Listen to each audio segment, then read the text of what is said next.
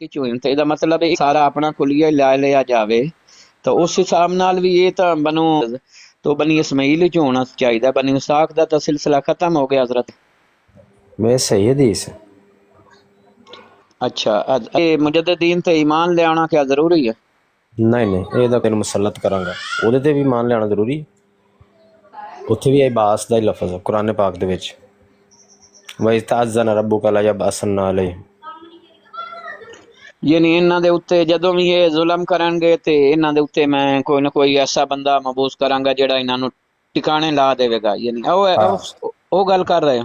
ਹਾਂਜੀ ਹਾਂਜੀ ਯਾਰ ਜਿਹੜਾ ਇਹਨਾਂ ਨੂੰ ਸੈੱਟ ਕਰਦਾ ਰਹੇਗਾ ਯਾਨੀ ਕਿ ਹਮੇਸ਼ਾ। ਹਾਂਜੀ अच्छा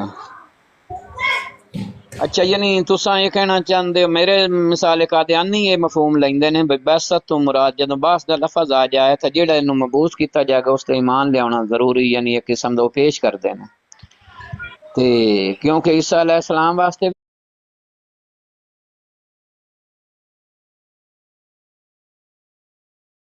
कि चोन ते दा मतलब सारा अपना कुलिया ला लिया जावे तो उस हिसाब नाल भी ये तो बनु तो बनी इस्माइल ही होना चाहिए। बनी इसाक दा तो सिलसिला खत्म हो गया हजरत। मैं सही हदीस है।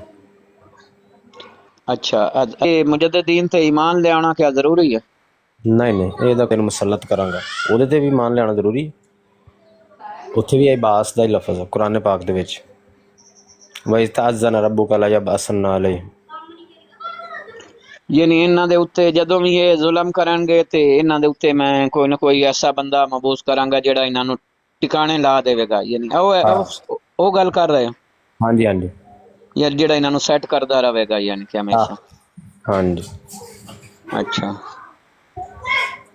अच्छा यानी तुसा ये कहना चाहते हो मेरे मिसाल कादियानी ये मफहूम लेंदे ने बई बैसत तो मुराद जदों बास दा लफज आ जाए तो जेड़ा इनू मबूस किया जाएगा उस ते ईमान लियाना जरूरी यानी एक किस्म दा पेश करदे ने ते क्योंकि ईसा अलैहिस्सलाम वास्ते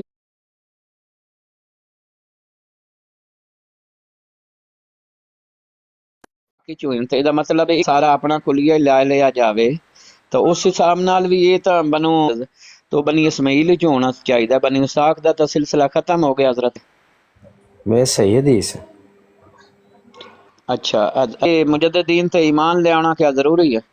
नहीं नहीं ये तेन मुसलत करांगा ਉਹਦੇ ਤੇ ਵੀ मान ਲਿਆਣਾ ਜ਼ਰੂਰੀ।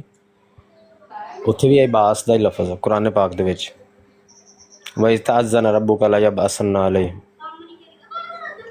ਯਾਨੀ ਇਹਨਾਂ ਦੇ ਉੱਤੇ ਜਦੋਂ ਵੀ ਇਹ ਜ਼ੁਲਮ ਕਰਨਗੇ ਤੇ ਇਹਨਾਂ ਦੇ ਉੱਤੇ ਮੈਂ ਕੋਈ ਨਾ ਕੋਈ ਐਸਾ ਬੰਦਾ ਮਬੂਸ ਕਰਾਂਗਾ ਜਿਹੜਾ ਇਹਨਾਂ ਨੂੰ ਟਿਕਾਣੇ ਲਾ ਦੇਵੇਗਾ। ਯਾਨੀ ਉਹ ਗੱਲ ਕਰ ਰਹੇ ਹੋ?